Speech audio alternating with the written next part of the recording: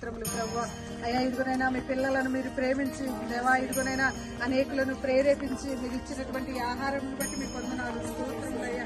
అయ్యా, ఇదిగోనైనా ఈ ఆహారం నేను బిడ్డలు తినడానికి ప్రభువా అయ్యా, ఇదిగో కావాల్సినటువంటి ప్రతి అవసరం తీర్చమని అడుగుతున్నానయ్యా. అయ్యా, ఇదిగో నీ బిడ్డలను సర్వ సమృద్ధితో పోషించే దేవుడు, నీ వైపు చూస్తే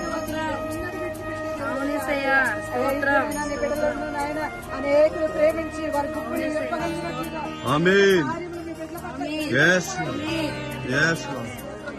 ఇదిగో ఈ ఆహార పదార్థాలన్నింటినీ కూడా పరిశుద్ధపరచండి, పవిత్రపరచండి.